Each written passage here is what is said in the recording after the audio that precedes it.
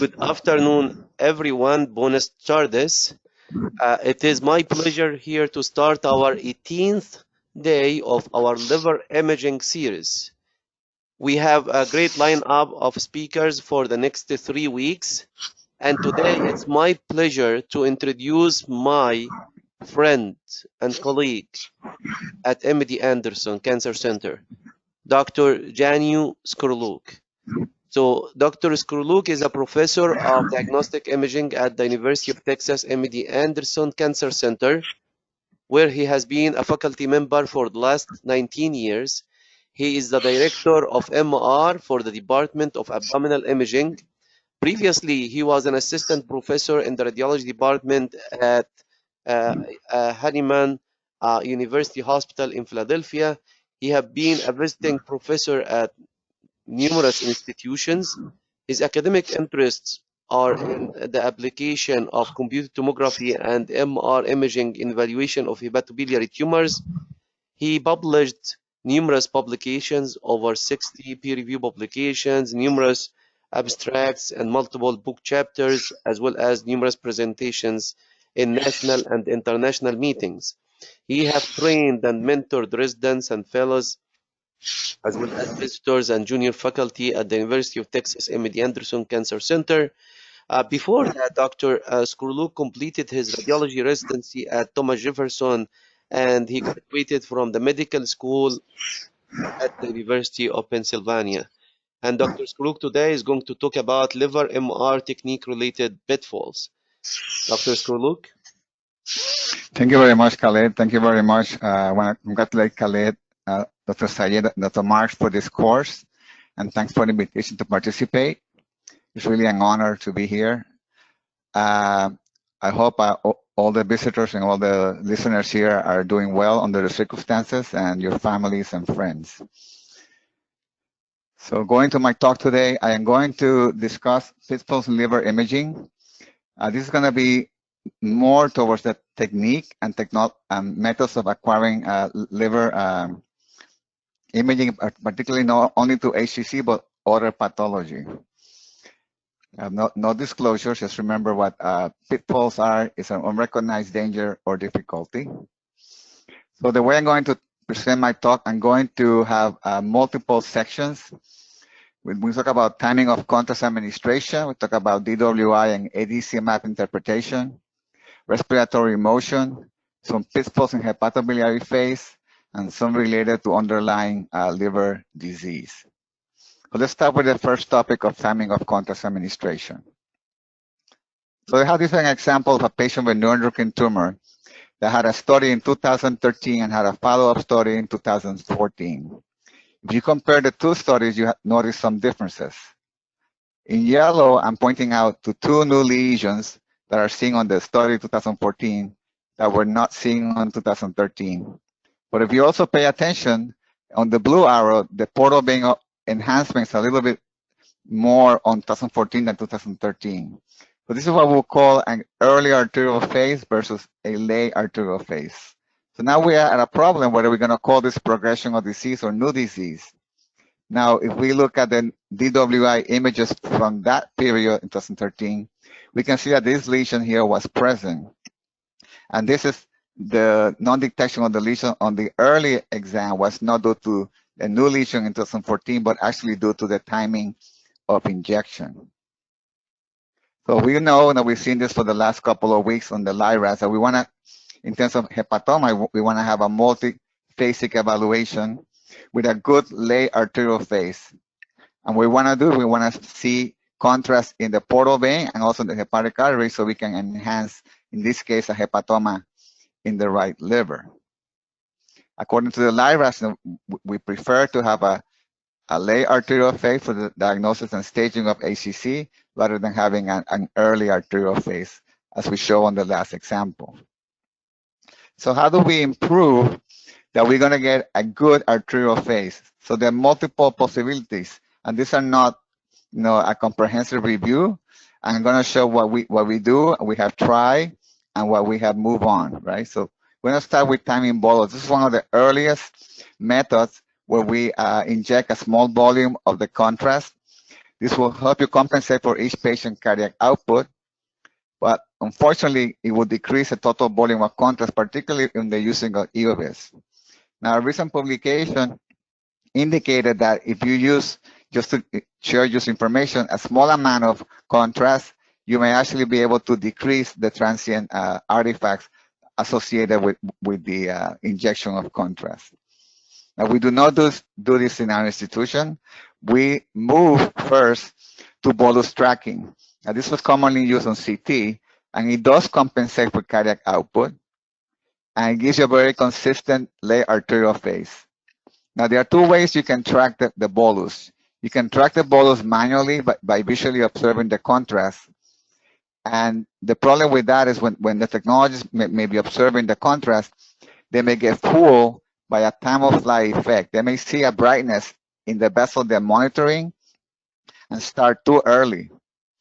Now, you can do it also by tracking automatically. And here you see less of that artifact present. But sometimes the magnet may not be able to automatically detect the contrast and miss the timing of injection. Now, keep in mind that when you do bolus tracking, you need to have at least 6 seconds delay from the time that you see the bolus to you start acquiring the image, because you need to give the patient instructions to hold their breath. And that's about 5 to 6 seconds of delay time. So this is what you can do with bolus tracking. We used to do this previously. We put an ROI over the aorta. We can see the contrast enhancing and showing the increasing signal intensity. But there are two pitfalls you can have here. So you have to be aware that how does your scanner acquire case space? So here we have two diagrams.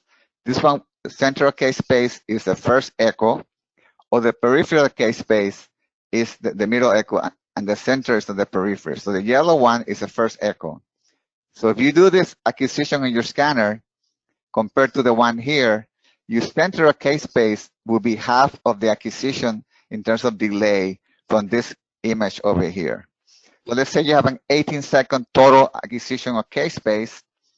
Between this center and this center, there'll be a 9-second delay, which is a significant delay in terms of timing of contrast administration. So you should keep in mind and look at your scanner. How does it feel the case space to be able to time it appropriately? Now, we move to another solution for timing of injection, which is a fixed delay. Although this does not compensate for cardiac output, by using multiple arterial phases, we can cache the optimum left arterial phase. So right now in our institution, we are doing just 2 left arterial phases. What we do 2 separate acquisitions with an 8-second delay between them. 8-second delay, let me correct that. 2 acquisitions within 8-second acquisition time for each of them, but there's a 1-second delay between them. So let me clarify it. This took 8 seconds, this took 8 seconds, there was a 1-second gap. What you have to keep in mind, if you do this multi-arterial phase acquisition with a gap in between, to make sure that you tell your patients that there will be a gap in the sound, because they may move between the two thinking that the scan is over. That's one of the pitfalls you have to look for and make sure you instruct the patient correctly. Now, this lesion is a subtle lesion that was seen on the hepatobiliary phase, turned out to be a hepatoma on this patient. This is during the hepatobiliary phase of contrast administration. Now, there are other solutions. So here's a solution also with double arterial phase. You can see here the timing at 38 seconds and 46 seconds. And you can see here this lesion that was previously treated. We can see nicely the peripheral enhancement on the second left arterial phase. And here we have the treated area, how it looks like on T1. So this is what we do now for timing of injection. Now, other groups, and we try this ourselves, do what is called view sharing for improved timing of injection. This is, again, multi-phases. And what you do is you share the peripheral case space, but you substitute on each timing a different central case space. So here's a diagram showing the echo in yellow was to this time frame. The echo on orange went to this second later time frame. The green went to this one, and the gray went to this one. But all of them share the blue periphery. Now, some of the limitations just by doing this is that if one of these view sharing images moves because it's all shared, all of them get corrupted. Now, there are no solutions I'll discuss later on to get rid of this problem. But for now, this is that if you want to do multi-arterial phase, this is another option you have with a fixed delay of contrast administration. Another way of doing this is another method of doing a multi-arterial phase with view sharing. Here we have a 4-second temporal resolution. And in this case, we have a very short temporal resolution with multiple images during one breathful plus arterial enhancement. So you don't need to have a timing bolus or a bolus tracking. You just do a fixed delay and just keep acquiring the images. So moving from the contrast administration, we're going to go now to diffusion with the imaging and ADC maps. So if we look at these two examples here, we have a lesion here in the right liver that is bright on the B50, and then becomes dark on the B800. And another lesion, a separate patient with in the left liver that's bright on B50 and remains bright on B800. So we will say that this is non-restricted diffusion, and this is restricted diffusion because you can see it on the B800. And this turned out to be a cyst, tenoidal carcinoma. But what about this lesion here that is bright on B50 and remains bright on B800? Are we going to call this restricted diffusion? Well, if we look at the rest of the study, we clearly see that there's no enhancement in the post-gadolinium imaging, and there's a very bright T2-weighted lesion on the T2-weighted sequence similar to CSF. So this is obviously a liver cyst. So this is not restricted diffusion. What we have here is a problem of we call T2 shine through. And to explain this, we can go to this graph that we know that the signal intensity on the DWI image will decrease as you increase your B values. So let's say the green will be more of a cystic lesion because it has a sharper decrease in signal, and a red will be more of a solid lesion because a lower decrease in signal. And actually this slope is what we calculate to be the ADC of the ADC map that we generate. Now, I'm going to put this blue line over here overlapping to you so you can visualize it. And then you can see I'm moving it up. So now because we start such a bright signal, the end signal at B800 is similar to that of the red solid lesion, but the slope is the same as the green one. So that's why we need to interpret the images like this. We have a bright signal on DWI, but the ADC map shows that this lesion is bright compared to CSF. You can put a region of interest here. If you're close to 3, you are in the safe. This is going to be a cystic lesion. And this has been published with multiple investigators, and they have done multiple different B values. And as a general rule, metastasis solid lesions, not only malignant lesions, but usually solid lesions are around 1. Hemangiomas are close to 2, and cysts are close to 3. That's just the ballpark figure. But you can see they have different B values, and they have different ADC maps. So what is the problem? The problem is that there's a 2 composition to the calculation of the diffusion parameters. So if you start at B0, you have a very sharp drop and then a slower drop. As you can see here, the green versus the blue. The red slope is more of a perfusion component, and the diffusion is really the blue line. So you calculate the signal loss between the red line, between 0 and 600 here, between, let's say, 100 and 200 here, they have a different slope over estimation. This is almost the same way of looking at the same concept. So now, let's say you want to choose different B values. If you want to say, I just want to do 0 and 200 for my B value. So you may get, for a lesion, an ADC value of 2.83. What's interesting is that you increase the B value here. When you use 0, you have a significant difference between the 2.8 and 1.6 calculation. Now, if you choose a B value of 50 as a minimum B value, when we go to the perfusion portion of the diffusion portion of the curve, we see that even at 50, 100, and 200, they're all very similar. So make sure if you're going to use ADC values for comparison, that you at least have a B value, beyond 0. Probably we use 50 in our institution. You can do 50 and 800, or we do 50, 400, and 800, and we increase our necks to compensate for the loss in signal-to-noise ratio. Now, our friends in neuro have already known this for a while. This is what they do between 0 and 100, 0 and 500, and 0 and 1000. This is the ADC value. But when they do 100 and 500, they get the same ADC value. Once you get beyond that curve, you're fine to use the ADC values. So in terms of tumors, here we have a hepatoma in the right liver, showing restricted diffusion, showing the beauty of the elimination of ascites when we use the DWI image. But now we have this problem over here, right? We have this patient that has 2 lesions in the liver. This lesion does go away on the high B value. This remains bright on the high B value. Here the T2 weighted sequences, and the ADC map will suggest that this could be a cyst, and this is probably a metastasis or possibly less likely a hemangioma. So then we look at the rest of the study, we see that this lesion actually is a necrotic metastasis because there's ring enhancement around it and was a previously treated lesion. This is a solid metastasis. So necrosis can simulate a cyst, so don't be fooled by the ADC map without looking at all the other series for image interpretation. Here's how we use necrosis. This is a patient that had a hepatoma. It was treated with TACE, and you can see how the ADC increases. This is the actual numbers. And people have published multiple publications where they can trace the evolution of necrosis by calculating the ADC value. Now, this is a separate example of some of the pitfalls with DWI. There are 2 lesions in the right liver, one anterior, one in segment 7. They're both kind of dark on the gadolinium imaging. They have different signal intensity on the T2 weighted imaging.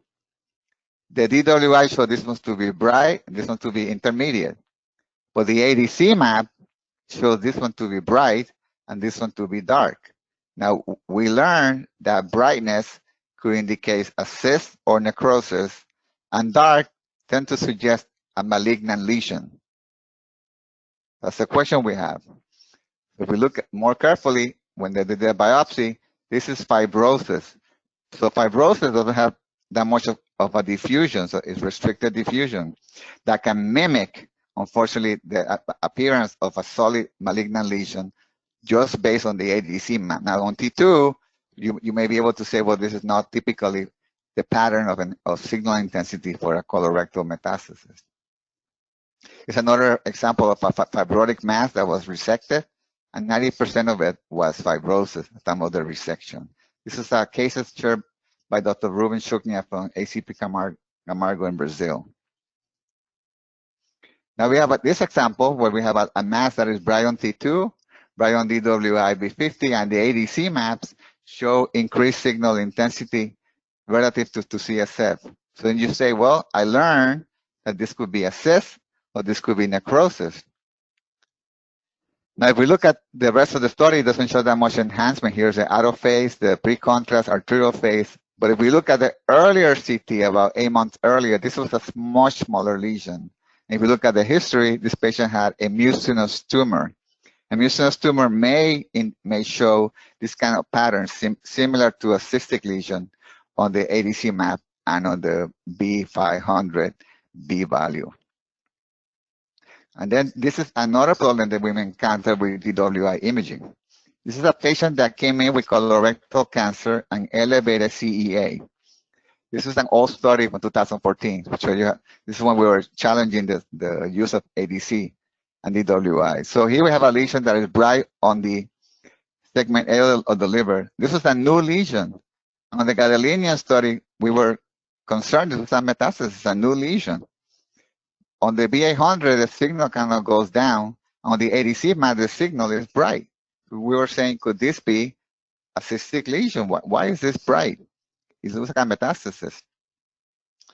We went through all those differential diagnoses we mentioned earlier.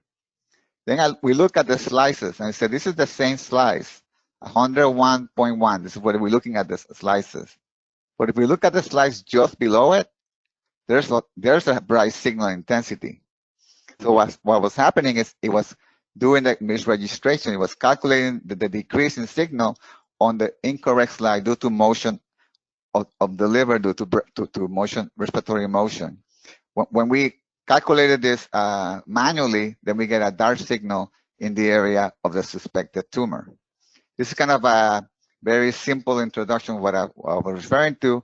So if the lesion kind of moves outside the refocusing pulse, it is not going to be calculated with the same loss of signal. It's not going to go, it has to be in the same slice to do the right calculation. This has already been published. Here we have, and in terms of registration, but anterior posterior movement also. This is in the kidneys. Sorry, it's not in the liver. But now we have more problems with DWI. Here we look at a patient with multiple lesions in the left liver, and there's nothing here in segment 2. But if we look at the T2 wide imaging, there are 2 lesions here in segment 2. These 2 lesions disappear because of susceptibility artifacts due to pulsation. It could be from the heart pulsations around the left lobe of the liver that causes kind of a vacuum of signal, and it will erase the detection of liver lesions. So be careful in the left lobe of the liver when you're looking at DWI for lesion detection. Another problem with DWI. So here we have a lesion that's kind of intermediate high on B50, intermediate high on B800, and now it looks kind of very heterogeneous and dark on ADC map. So now we learned that dark signal could be fibrosis, right? Could be metastasis, could be malignancy from hepatoma. It could be even partial response to treatment. In this case, we can look at the rest of the study and see clearly that on the T2 wide imaging is very dark with a dark rim. On the T1 is very bright. On the infant and adult phase is bright on both of them. So we know this has to do with blood products. And the question we have to ask now, whether actually enhancement, whether this could be an adenoma or an HCC. There's really no enhancement of the lesion when we do the ROIs. It's not to be a proteinaceous. So proteinaceous hemorrhagic lesions may mimic solid lesions.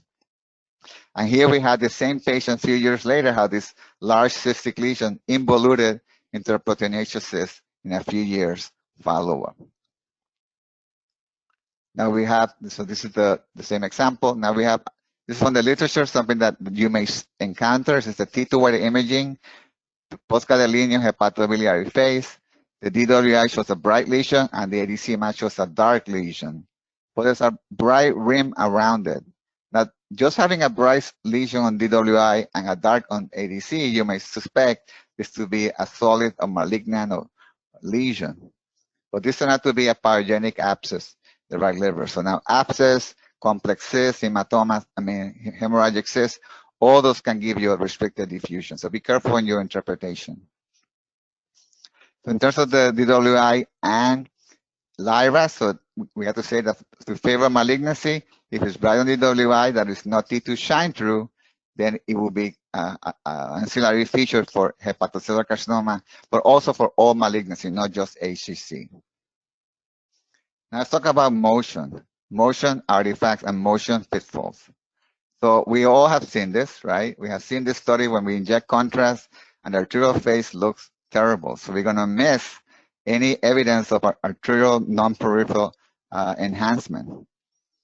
Or we can see something like this. We have a nice arterial phase in terms of timing of injection, but then we have an area that looks very irregular. We don't know what's going on. Are there 2 lesions here or not at all? Now I know there are 2 lesions here because 1, I made a slide, and number 2, I had the hepatobiliary phase showing the lesion in the right liver here and segment 7. Now, this is a pitfall that I'm not going to bring again, but just to let you know that anything that's hypointense hepatobiliary phase does not mean they have the same diagnosis, as we'll see in a couple of seconds. The T2 wide imaging we know is different, and we had a CT scan performed. This turned out to be a hemangioma, and this turned out to be a metastasis. And actually, this was resected, and the hemangioma was left behind. So if we had overcalled this a metastasis based on the hepatobiliary phase, then we would have done a more significant liver resection that was necessary. So we need to reduce, how are we going to reduce the motion artifact that we can able to detect and characterize these lesions? So one way to do this is to do respiratory trigger and navigator technique. So historically, we used to do a bellows, and sometimes we do this regularly for respiratory triggering. But there are better ways of doing that now. you can actually put an internal ROI at the level of the diaphragm and the lung and the liver interface, and you can monitor the signal increase and decrease as it goes up and down. And what you can do is you can say, okay, I'm gonna fill K-space. So I'm gonna put first a navigator pulse to let me know where exactly in the location of the breathing cycle I am and how much motion I am allowing. So how do you do that? So to overcome that triggering, what you do is you can make this purple bracket here very small or very large. If you make it very small, you only are accepting a few of the echoes to fill the K-space. So here, if your bracket is this wide, this echo is rejected because the signal is acquired at a different cycle and it will corrupt the image quality. Now, if you make this bracket much larger, then you accept everything. So you're gonna fill your K-space much quicker by widening the acceptable bracket. So this is one way that you can actually decrease motion artifact on image acquisition. This can be radial, in this case will be a radial filling of K-space. So here we have one example of a pre-contrast study, a 5-minute delay and 20-minute hepatobiliary phase. And I challenge anyone that can view it, which of these are the ones that have navigator techniques. And this is the navigator sequence. It's a navigator sequence. It's very nice, very robust to reduce the motion artifact. Unfortunately, this may take longer depending on how much motion do you allow. Here's a whole study done on the anesthesia with a navigator technique. We have a lay arterial phase, a portovenous phase, and 3-minute delay. Other methods that have been introduced to reduce motion artifact is the acquisition of imaging using radial or spiral K-space sampling. So this is less sensitive motion artifact. You can acquire, free breathing acquisition in 3D. This can be done also for T2-weighted imaging. So instead of doing the linear acquisition of K-space, we're doing the radial acquisition of K-space. So if one of the echoes that you acquire, one of the series you acquire is off, it doesn't really damage the whole image quality because the other ones will keep filling the central K-space, overcoming any problem with this, let's say this yellow line over here. And this is very useful here. We have done this with a pre-contrast, what's called the radial bipe and Cartesian. See, very similar image quality, but this may take longer to acquire to fill the K-space. Because instead of using a rectangular K-space, rectangular field of view, sorry, you use a square field of view required for this kind of imaging. Now, one of the problems with radial imaging is that if you don't do enough spokes, enough radial acquisition, you may get some artifacts that you can see these linear areas over here. And those artifacts can actually obscure a very subtle lesion here in the liver. This hyperintense lesion may be obscured due to the artifacts from insufficient spokes. Now, this can get complicated. So we don't do this in our institution, so I'm not personally familiar in experience, but what can be done is you can do the radial imaging, as you can see here, and you can do kind of the view sharing that we had earlier, where you can acquire multiple spokes at golden angles of 111 degrees. So you can do 1, 2, 3, 4, 5 together, or you can just do 1, 2, and 3. So you can actually, this is very, very elegant. You can actually do a short temporal window acquisition with a radial technique, or a longer acquisition with a high signal to noise. So you do the 3, you're doing a short temporal acquisition. So this can be done to obtain the radial imaging. And here we have the number of spokes, increased quality. And I really recommend, if you're interested in this is a very good reference here in the IMRI describing this technique and other techniques for image acquisition. Now, what you can also do is you can do what I described earlier as a navigation technique earlier.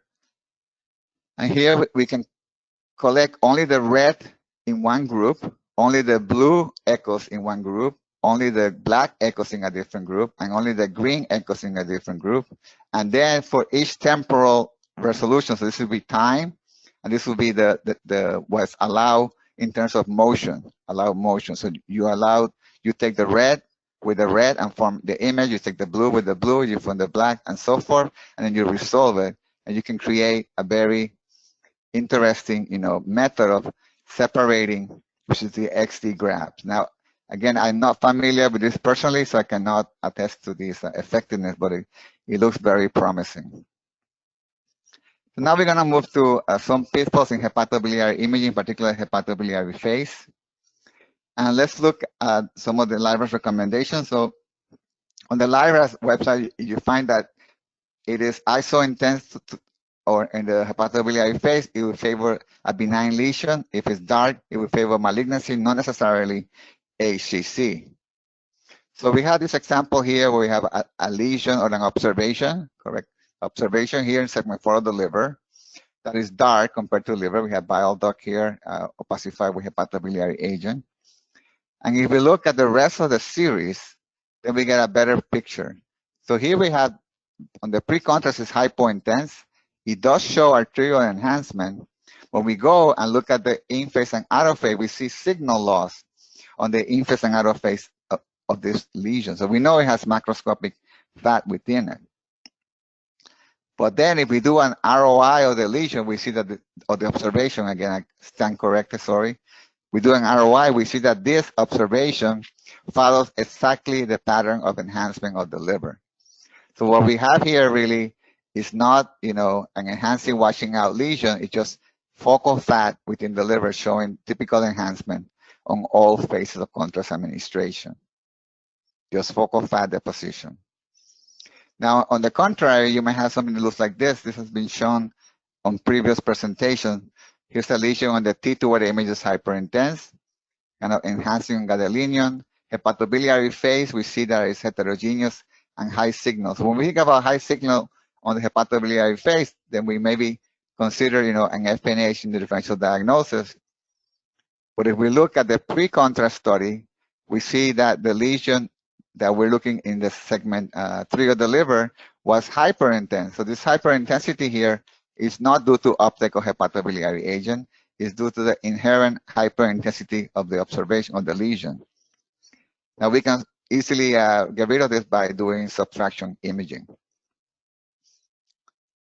Now I'm going to conclude with the underlying liver disease. And I know that Bashir made a great talk on Monday on iron and fat deposition, so I'm not going to get close to that level of expertise, but we have here an example of hepatic steatosis, right? So we have the in-phase and out-of-phase sequence where we have signal loss on the out-of-phase. And what we can see is that the lesions are going to be lost due to the fat in the liver on the in-phase sequence, but then there will be focal fat sparing this lesion on the out-of-phase. So be careful what T1 whether you use for lesion detection, and obviously use both of them for lesion detection. Similarly, if you have iron deposition in the liver, then the signal loss will be seen on the in-phase or the longer TE acquisition, increasing echo time. Then the lesion will be obscure on the iron deposition, but then it will be seen on the out-of-phase sequence where you have no signal loss due to iron deposition. This is an example we saw earlier. We're going to see now the pre-contrast gadolinium hepatobiliary phase. So I show you that the lesion here, there's a lot of fatty infiltration in the liver and focal fat is sparing. This is what look on T2, what it looks like on DWI, but on hepatobiliary phase, it looks slightly hyperintense to liver. It's not iso-intense to liver. And you say, well, could this be uptake of EOBS? Could this be a hepatobiliary lesion? So what we do is we do subtraction imaging, as I mentioned earlier, and we can see that there's actually no uptake of hepatobiliary agent at 20 minutes. This is just due to the inherent high signal of the lesion and the way that the sequence is acquired. It's not to be an adenoma on this patient. Another final example, we have an underlying liver disease. We have a T2 where the imaging with multiple masses here in the left liver. And in DWI, they appear to be bright, but in the ADC map, they appear to be bright. And then we saw examples when a lesion was bright on the ADC map, at least visually, we will consider, cyst, not likely, obviously, I hope you don't consider that, no necrosis, mucinous, or something like that. But what's happening here, the reason why this lesion look bright on the ADC map is because there's underlying iron in the liver. So the relative signal intensity of the ADC map shows brightness compared to liver. But if you do an ROI of these lesions here, they'll be close to 1. I think it was like 0.9 on this metastasis for neuroendocrine tumor.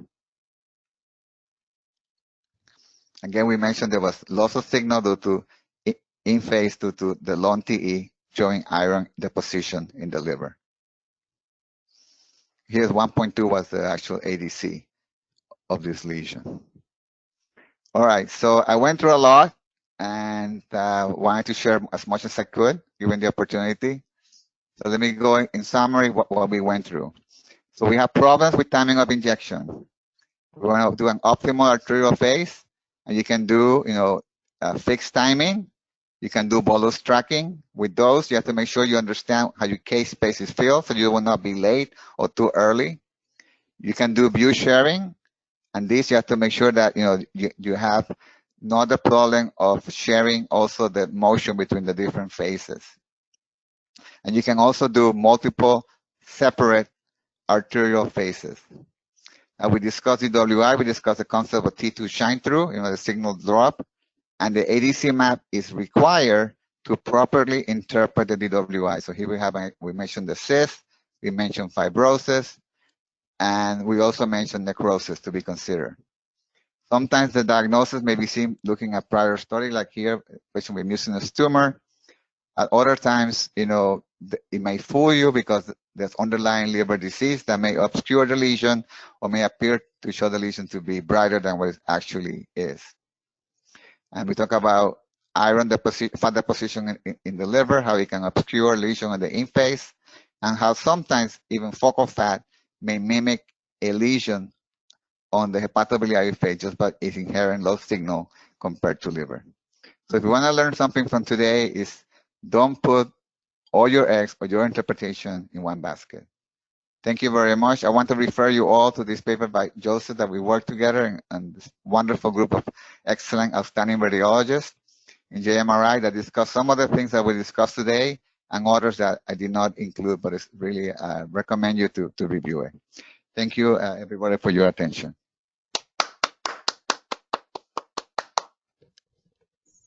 Thank you very much, Dr. Szklarluk. That was a very practical and informative lecture. We really appreciate taking the time to teach us all of these pitfalls.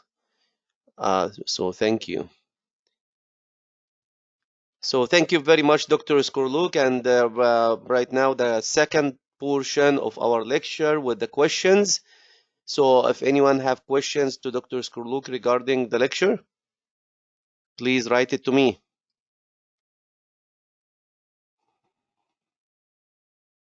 Dr. Serlin, do you have any comment or question? And Dr. Cherniak. Trying to unmute myself. Yes, sir. Yes, sir. I think I was pushing the unmute, and you were pushing the unmute, and when we were both pushing the unmute simultaneously, I was muting myself. I'm sorry, Dr. Szklarluk. That was a terrific lecture. Thank you. I don't really have any questions other than I would like to, point out that a couple times Dr. Szklarluk very appropriately was using, the term observation and sometimes very appropriately using the term lesion. So as he did, if you see something in the liver and you're not sure if it's a lesion or a pseudo lesion, the term observation is more appropriate because it won't lead you in the wrong pathway.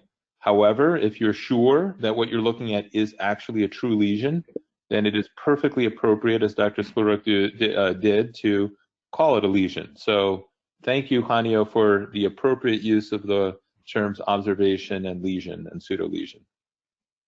Wait, did you say Janio? So what's the best way of pronouncing your name, Janio? I've been telling you Janio. Is it Janio? It's because of my Polish background, it's Janio, but because of my Puerto Rican, where I grew up, you can call me Janio or Okay, so that's it. Whatever. I'll answer to anything. Thank you, Claude. I appreciate it. You're making it more confusing now. So thanks, Claude, for introducing your lecture about lexicon in a couple of months. So thank you about the observations and the lesion and definition of both of these.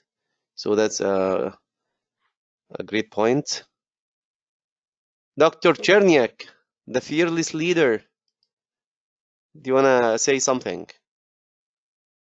Only that it was a phenomenal lecture, and to be honest, I'm going to have to re-watch it several times to make sure I've absorbed everything that was presented. It was terrific. Thank you. Thank you very Thank you. much. It's one of my problems. I put too much. No, that was really informative. I've listened to it before with you. We did it together in RSNA, and I can't actually stop listening to it. So because it's really very important, practical topic, yet also had a lot of explanation of.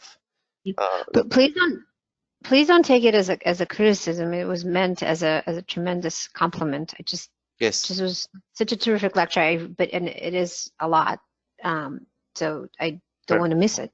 I'm definitely going to watch it a couple of times more. We all understand, Dr. Cherniak. Thank you very much for complimenting me.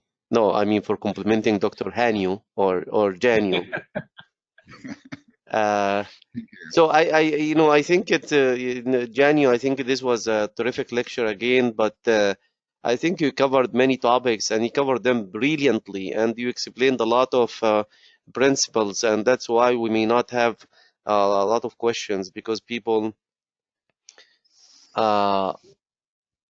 people really understand it very well. So thank you very much for this lecture. And with that, I would actually conclude the session today, and tomorrow. Yes. So thank you very much again for the opportunity, and Dr. March for the opportunity here, and thank you all for the nice comments. So if you have any questions or any comments, or this is my email, of course, and please keep it and anytime. Thank you very much, Dr. Szklarluk. I mean, sharing the email will be very useful for the people who will, contact you, telling you that I'm stuck in this country and I need many thousands of dollars to, to get my air ticket and stuff, So thank you very much. Appreciate it, Dr. Janio.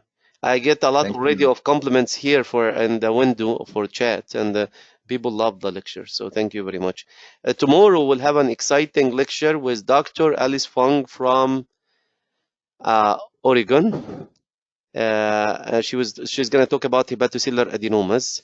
And after tomorrow, Thursday, the lecture we've been all waiting for with Dr.